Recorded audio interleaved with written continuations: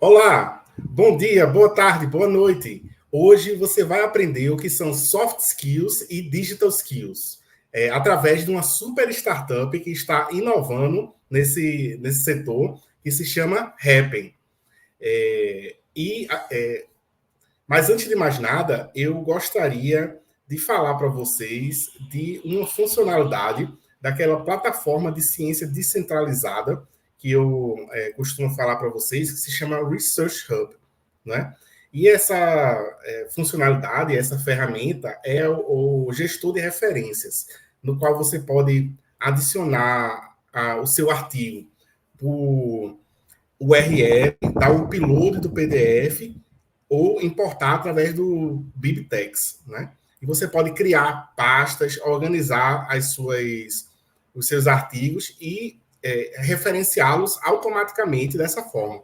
E ainda pode fazer isso colaborativamente, ao adicionar mais pessoas para gerenciar essa pasta junto com vocês. Então, você quer nos apoiar a continuar gerando conteúdo relevante como esse? Então, cadastre-se nessa plataforma, dê o seu like nos nossos comentários, deixe seu comentário e dessa forma a gente vai continuar conseguindo produzir conteúdo relevante como esse, certo? Então, sem mais demoras, eu gostaria de convidar a super Ana Uriarte, da Happn. Bem-vinda, Oi, Ana. gente, obrigada. Bom dia, boa tarde, boa noite, como ele falou, independente do horário que você está assistindo isso. Obrigada, Ed, pelo convite. Uhum. Eu estava super curioso para conversar com você, Ana, porque eu queria saber um pouco mais sobre sua história, sua trajetória, e também um pouco sobre a Happn, a escola de habilidades, né, que você cofundou. Legal. Vamos lá, como é que surgiu a REP, né?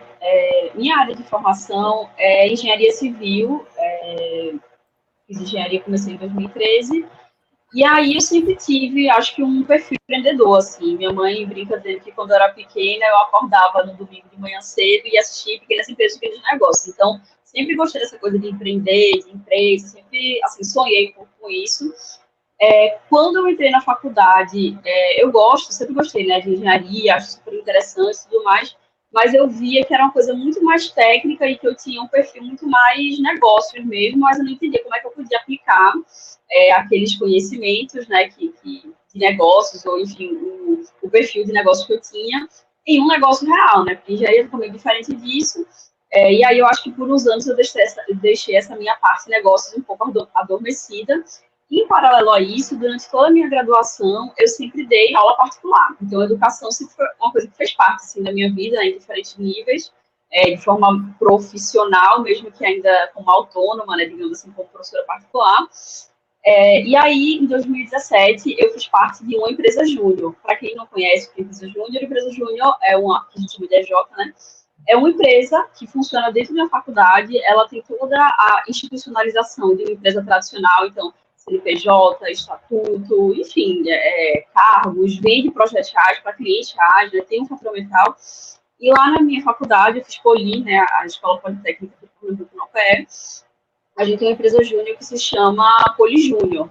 E aí, fazendo parte da empresa júnior, eu comecei a entender um pouco mais e abrir um pouco meus olhos para aquelas oportunidades de negócios que eu tinha, né? Então, eu comecei a entender um pouco mais na prática que, caramba, eu tenho o curso de gerenciar um negócio, né? Eu consigo gerenciar um time, gerenciar um projeto, tenho a capacidade de desenvolver um produto novo, mas eu ainda não sabia muito bem o que eu queria fazer, como é que eu ia fazer isso. E aí, em paralelo a isso, quando eu saí da Jota em 2018, eu comecei a perceber que, durante o meu período de empresa júnior, eu tinha desenvolvido habilidades socioemocionais mesmo, de comunicação, de resolver um projeto, de inteligência emocional, ter jogo de cintura para lidar com alguma coisa que saiu aí do controle. Eu percebi que eu desenvolvi essas habilidades que os meus amigos que estavam na grade curricular tradicional, digamos assim, não tinham desenvolvido, porque a faculdade não prepara a gente para isso, né? Especialmente faculdades de cursos mais técnicos, é aquela coisa muito by the book, assim, né? Você vai lá, aprende todas as fórmulas, todos os materiais, tudo mais, e prio, né? Você não tem nenhuma aula, nenhum incentivo a isso de como se relacionar, como trabalhar com outras pessoas no dia a dia. Então, eu percebi que esse meu período de empresa júnior me fez desenvolver essas habilidades que meus amigos não tinham desenvolvido. E aí eu comecei a perceber que isso não era um problema só dos meus amigos, da minha turma de faculdade, isso era um problema geral, né? Então, alunos de outras universidades também passavam por essa mesma dificuldade. E o que acontece é que quando esses alunos chegavam no mercado de trabalho, eles tinham muita dificuldade, às vezes em coisas simples de dar um feedback, fazer uma apresentação no trabalho, então, criei um projeto novo, como é que eu vou apresentar para as pessoas? E aí eu comecei a entender um pouco mais sobre isso e entendi que o nome disso eram habilidades comportamentais, né? Botei nome no que eu já observava ali de forma mais subjetiva. E aí eu pensei, poxa, eu tô vendo que as pessoas têm esse problema, eu já entendi o que é o problema e eu acho que eu sei mais ou menos uma forma de resolver. Na época, a gente começou fazendo capacitações corporativas, capacitações, cursos livres. Então, a gente abria uma turma, os estudantes se inscreviam e aí a gente fazia cursos de criatividade e liderança. Essa era a forma mais, na minha cabeça, na época, era a forma mais rápida de resolver o problema. Se as pessoas não têm o conhecimento, eu vou dar um curso e as pessoas vão passar a ter esse conhecimento. E aí a gente fez por um tempo essas capacitações livres, né? A gente fez várias turmas, isso mais ou menos em 2018, 2019, e aí em algum momento a gente percebeu que era muito difícil esse ser um negócio financeiramente sustentável, porque os universitários não tinham dinheiro para pagar o curso, né? Se você parar para pensar que a renda de um universitário muitas vezes é a grana da iniciação científica, é a grana do estágio, é muito difícil que ele vá tirar ali 200, 300 reais por mês para pagar uma capacitação, sabe? E aí a gente viu que não era um negócio financeiramente viável e a gente pensou, poxa, quando digo a gente, eu e meu sócio, né? Thompson também fez empresa júnior, então a gente tem um perfil muito parecido nesse sentido. A gente falou, vamos fazer capacitação corporativa. Vamos oferecer essa capacitação que a gente está fazendo para empresas, porque se o universitário sai da faculdade com essa deficiência, né, digamos assim, com essa lacuna de habilidades comportamentais, ele vai chegar no mercado de trabalho com essa lacuna. Então, vamos começar a oferecer isso para empresas. E aí a gente começou uma fase mais sólida, digamos assim, da REP, que foi a fase de que a gente chama de consultoria. Na verdade, consultoria eram treinamentos, mas a gente chama de consultoria. E aí, nesse período de 2019 até 2021, até 2022, a gente fez muita capacitação corporativa. Começamos, lógico, né, como todo mundo, com as empresas ali das pessoas conhecidas, para a gente ter um portfólio e tudo mais, mas durante esse período a gente atendeu grandes empresas, tipo Ziquini, Grupo Ser Educacional, César, Porto Digital, Cefitec Procente, enfim, são todos nossos clientes. E esse foi um período que a gente aprendeu muito sobre habilidades comportamentais, né? A gente entendeu muito mais sobre o core mesmo do nosso negócio. A gente se aprofundou muito mais nisso, entendemos muito mais sobre outras habilidades também. Né? Então, lá no começo, a gente falava muito sobre criatividade e liderança. E aí, depois disso, a gente começou a falar sobre inteligência emocional, sobre produtividade, sobre transformação digital, sobre uma série de outras coisas. E um pouco antes disso, né, em paralelo também a essa história toda, eu conheci o ecossistema da maçã de Recife. Na minha época de empresa júnior, né, eu recebi um código de desconto para ir num evento que chamava Manguebit. Foi a segunda edição do Manguebit em 2017. E aí eu fui assim, porque a galera da J ia, eu tinha um desconto, falei, vou junto, né? E aí eu sempre brinco dizendo que quando eu cheguei foi lá no Arcada, né? Que hoje em dia é o Passo ali no Respectivo. Eu sempre brinco dizendo que quando eu cheguei no Manguebit, parecia, não sei se vocês já assistiram aquele filme Nárnia, né? Que a menina entra no guarda-roupa e aí abre o mundo na frente dela. Eu brinco dizendo que quando eu cheguei no Manguebit foi isso, assim, eu senti que abriu-se um mundo na minha frente, porque na minha época de EJ, eu já tinha entendido que, poxa, eu posso fazer negócios, né? Eu tenho essa capacidade de ter uma empresa, eu posso fazer, eu acho que eu tenho um perfil. Mas quando eu conheci a Manguezal, né, e aí através do Manguebit, eu vi, caramba, essas pessoas, elas são iguais a mim, sabe? Eu encontrei várias outras pessoas que tinham um perfil parecido com o meu e que também estavam criando negócios, não só negócios tradicionais, mas negócios inovadores, né? Foi uma coisa que eu sempre quis fazer, então, até hoje, né? Eu sou muito conectada com a Manguezal, já organizei vários Manguebits, inclusive para mim é uma super honra, porque foi através disso que eu conheci o ecossistema.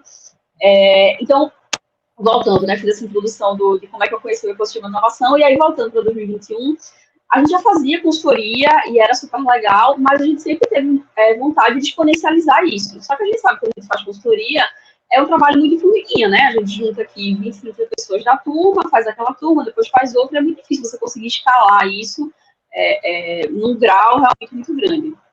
E aí, mas a gente já era muito envolvido com todo o ecossistema de inovação nessa época, e aí surgiu um desafio de inovação aberta do Porto Digital. O Porto Digital, na época, isso em 2021, tinha uma plataforma que se chamava OIL, que era Open Innovation Labs, que hoje em dia foi substituído pela DOCA, e que existe, né, tem vários editais de inovação aberta, inclusive fica aí a indicação para quem quiser procurar, né, algum tipo de edital como esse. Ele lançou um desafio de inovação aberta em parceria com o Sebrae. Para quem nunca ouviu falar sobre inovação aberta, essa é uma ferramenta, digamos assim, né, que alguns players do ecossistema de inovação usam para unir corporações que têm um problema e que querem resolver aquele problema, né, tem um problema, um desafio, assim, e startups que têm a solução ou que se propõem a construir um produto, né, em parceria com essa corporação para resolver esse problema. E foi exatamente isso que aconteceu com a gente. O Sebrae, ele lançou, né, uma série de desafios, o Sebrae Pernambuco lançou uma série de desafios, e um desses desafios era como mapear e desenvolver habilidades comportamentais em jovens. E aí a gente sempre brinca dizendo, né, eu e Thompson, que juntou a fome com a vontade de comer, porque a gente queria muito ter um produto tecnológico na época. A gente sempre acreditou que a resolução, né, desse problema das habilidades comportamentais vem na formação do jovem, e era o que a gente fazia lá no começo, né, dava capacitações presenciais, mas a gente sempre acreditou que é importante ensinar para os jovens sobre habilidades comportamentais no momento da formação dele, e a gente só precisava do dinheiro para fazer isso acontecer, basicamente. E aí, a partir desse médico Sebrae, a gente conseguiu isso, e aí a gente desenvolveu a Quark, que hoje em dia é o nosso... As pessoas ficam em dúvida, né? O que é a Quark, o que é a Happn? A Quark é um produto da Happn, né? Se a Happn é o nosso filho, a Quark é o nosso neto, mas é o nosso principal produto hoje em dia, e a gente tem super carinho, porque ele ajuda a gente a cumprir aquele nosso assanar, digamos assim, aquele nosso desejo inicial de entregar o conteúdo que a Happn já tinha sobre habilidades comportamentais para um número muito maior de pessoas. Então, foi assim que a Happn/Quark surgiu, e foi assim que a gente chegou até aqui. Fantástico, Ana. E, assim, qual é o tamanho da Quark hoje em dia, em termos de número de usuários e impacto, por gentileza? Massa. Retomando aquela linha do tempo, então, né? Em 2021, a gente começou esse processo, né, em abril de 2021. Aí o produto, tiveram várias fases, né? Tem uma fase de ideação, MVP, não sei o que, go-to-market. No geral, o produto ficou pronto ali no final de 2022, e a gente começou a operacionalização dele em março do ano passado, que foi quando começou o semestre letivo. E aí, hoje em dia, a gente tem mais ou menos 17 mil usuários, a gente tem uma dinâmica, né, uma funcionalidade dentro do aplicativo, que o usuário ele vai ganhando certificados conforme ele vai completando trilha, e a gente tem mais ou menos 23 mil certificados emitidos pela plataforma. Então, com relação a números, é isso. Hoje em dia, a gente é bem focado ainda no estado de Pernambuco, e aí a gente tem alunos em todas as mesorregiões, né, de Pernambuco. Então, Recife região metropolitana, Caruaru, Santa Cruz, Petrolina, até Araripina, a gente já tem usuários hoje. E o nosso modelo de negócio é o que a gente chama de B2B2C, né? Então, a gente vende para instituições de ensino, com foco em instituições de nível técnico e superior, não sei se eu falei isso em algum momento, e as instituições disponibilizam essas assinaturas para os alunos. Então, o usuário final, o aluno, ele não paga para usar a Quark, né? Quem paga é a instituição de ensino. Fantástico, muito necessário, realmente, o produto de vocês. E eu observei no site de vocês que vocês falam tanto de habilidades pessoais, comportamentais, quanto habilidades digitais, né? E o que são habilidades digitais, por favor? Maravilha. A gente começou a falar mais sobre habilidades digitais quando nós começamos as capacitações corporativas, porque a gente percebeu que com todo esse movimento da transformação digital, os colaboradores eles precisavam não só de uma formação comportamental mesmo, de lidar com outras pessoas e tudo mais, mas também de uma formação de digitalização, digamos assim. E eu não estou nem falando de coisas muito grandiosas, como mexer com inteligência artificial. Eu estou falando de coisas simples do dia a dia que muitas vezes as pessoas ainda têm uma visão um pouco manual, digamos assim, um pouco menos digital sobre como fazer. Um exemplo bem, bem bobo, assim, eu tenho que tal documento que eu tenho aqui físico, né, precisa chegar em outro setor. Às vezes a pessoa, ao invés de escanear, por exemplo, e mandar por e-mail, ela mandava um motoboy para entregar lá o documento para a pessoa. Ou eu preciso, enfim, fazer alguma outra coisa que eu posso fazer digital, mas não, eu preciso fazer de forma física. Então, E aí, desde exemplos simples como esses, até exemplos mais complexos mesmo, de, poxa, como é que eu posso usar dados, por exemplo, a cultura de dados, para melhorar o meu negócio? Como é que eu posso entender aqui esse padrão de dados, que resposta, né, que análise eu posso fazer sobre esses dados para melhorar o meu negócio, para melhorar a forma como eu me relaciono com as pessoas. Então, como é que eu posso usar outras ferramentas, né, ChatGPT, que está aí trazendo a inteligência artificial de forma extremamente acessível, literalmente mais fácil possível para todo mundo. Então, como é que eu posso usar essa ferramenta para eu poder trabalhar melhor no dia a dia, para a minha formação enquanto profissional? Então, quando a gente fala de digital skills, é basicamente isso, são essas habilidades de lidar melhor com as novas tecnologias. Quando a gente olha para fora econômico mundial, por exemplo, que é uma grande referência, né, de tendência de habilidade que as pessoas têm hoje, das 10 habilidades, né, até 2025, 8 são habilidades comportamentais, e uma é isso, é você conseguir lidar, se não me engano, como está escrito lá, é lidar e controlar as novas tecnologias. Então, essa habilidade de saber usar tecnologias também é importante. E não só no sentido de programar, né, de você ser um desenvolvedor, você ser uma pessoa, um cientista de dados, mas de utilizar no dia a dia, né, de fazer com que a tecnologia ela faça parte do seu dia a dia, não que isso seja uma coisa distante, uma coisa que parece estar numa bolha, né, restrita a um grupo de pessoas que sabem como usar. Enfim, quando a gente fala de digital skills, é mais ou menos isso. Interessantíssimo. E a gente devia estar ensinando isso nas faculdades, nos segundos graus, né? E até agora não está sendo ensinado, né? Mas A academia... tem Happn, né? A Happn vai lá e preenche a lacuna. Então, o Quark tem essas duas trilhas, Então, hoje em dia na Quark, nós somos bem focados em habilidades comportamentais. Hoje em dia a gente tem cinco temas principais lá, então tem inteligência emocional, comunicação, liderança, empreendedorismo, e tem um módulo sobre transformação digital, que a gente faz um apanhado disso tudo, sabe? Fala um pouco sobre tendências de tecnologia, a gente fala um pouco sobre o porquê que é importante as pessoas aprenderem habilidades comportamentais, porque essa contextualização também é importante, né? Poxa, se há 20 anos atrás as pessoas não falavam disso, por que falam hoje em dia? Por que agora essas habilidades são importantes, né? Então, é legal fazer essa contextualização também, e aí nessa trilha a gente fala um pouco de tudo isso. Interessantíssimo. E o melhor de tudo que eu acho na Quark é que é altamente escalável, né? A gente pode atingir todos os estudantes de segundo grau ou pessoas universitárias no Brasil todo, né? Porque é totalmente escalável. E, assim, pensando um pouco sobre o futuro, Ana, qual é o sonho de vocês para a Happn? Eu acho que é exatamente esse ponto assim, que a gente falou agora, de alcançar ainda mais jovens, assim, sabe, Ed? Eu tenho bastante certeza que, lógico, né, existem situações, mas eu tenho bastante certeza que para um profissional que tem habilidades comportamentais, que tem esse desenvolvimento, que tem essa visão sobre habilidades comportamentais, isso é muito um diferencial de carreira, sabe? Para a pessoa realmente, tanto para o empreendedor conseguir fazer coisas grandes e se relacionar com pessoas que são importantes para o negócio dele, quanto para uma pessoa que segue uma carreira corporativa dentro de uma grande organização, você ter essa habilidade de se relacionar com as outras pessoas, você ser uma pessoa que é referenciada por, poxa, essa pessoa, ela é boa de trabalho, sabe? Ela é boa de resolver problemas, essa pessoa é uma pessoa desenrolada. Isso é muito importante para o desenvolvimento profissional de qualquer pessoa.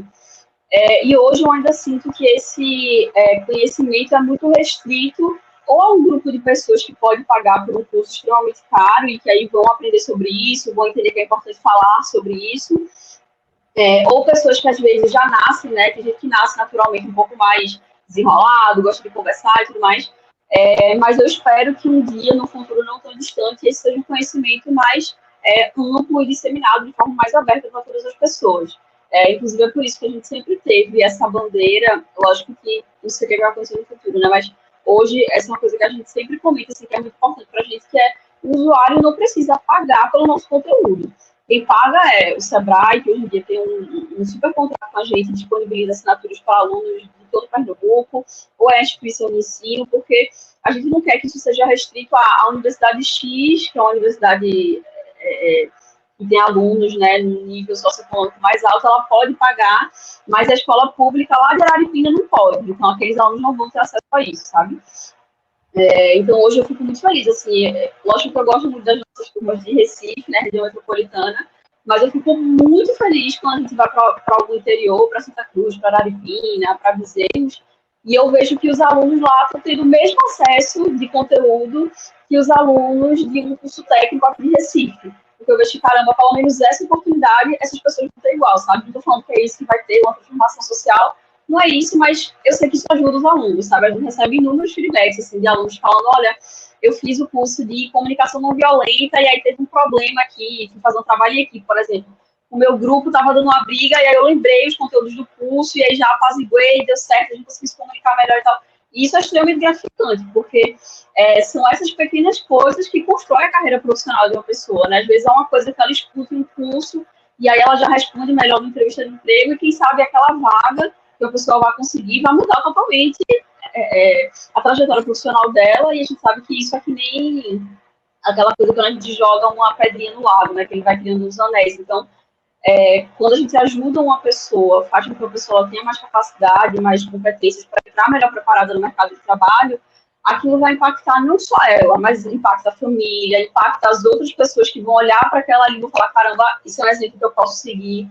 Então, para a gente, a FAP tem um papel social até, sabe? Que eu tenho muito orgulho de falar que a gente criou e isso é o meu sonho, assim, que a gente possa desenvolver isso ainda mais. Fantástico, Ana. Parabéns. A Valeu, é um orgulho para o Manguezal, né? Nasceu aqui, né? Obrigada. E assim tem causado um impacto muito grande em todo o Pernambuco e em breve nacionalmente, né? Então, Ana, assim, você tem alguma consideração, um conselho final para os nossos ouvintes? Eu acho que uma coisa muito importante de uma fase, não só na fase inicial do negócio, em qualquer fase do negócio, são as conexões que vocês fazem, assim. Eu sempre falo que, com relação ao manguezal, né, eu digo que eu não posso atribuir sucesso, né, eu estou usando sucesso porque o que é sucesso, né, mas, enfim, eu não posso atribuir a gente ter chegado até aqui hoje na Rap só a manguezal, porque não foi isso, mas fazer parte do ecossistema, ter boas conexões, ter um bom relacionamento com o ecossistema, abriu muitas portas para a gente fazer o que a gente faz hoje, de tudo. Tanto de poder chegar para um parceiro, né, que é um grande player aqui do ecossistema, e falar, eu posso testar a solução com vocês podem me dar um grupo de funcionários aqui para a gente testar, quanto conseguir diversas outras portas, assim, de relacionamento, de outros clientes. Então, eu acho que um conselho que eu dou para todo mundo, assim, para jovens empreendedores, né, que estão chegando na comunidade crie um bom relacionamento com todo mundo, sabe? Você ter um bom relacionamento com as pessoas nunca vai ser negativo. Então, seja sempre a pessoa que as outras pessoas referenciam como, pô, essa pessoa é boa, trabalha bem, a pessoa que não é a pessoa que fica encontrando problema nas coisas, sabe? Encontra solução. Então, sejam essa pessoa, porque isso não é garantia das coisas darem certo, mas já é um passinho à frente, é uma coisa que vocês podem, um ambiente favorável, digamos assim, que vocês podem criar. Ter a atitude de ser o resolvedor de problemas, né? Isso. Quando chega um problema, diz assim, deixa comigo que eu resolvo. Isso, né? Muito bom. Então, Ana, muito obrigado, viu? Foi excelente nossa conversa e nos vemos no próximo episódio, pessoal. Valeu, tchau, gente. Obrigada, viu?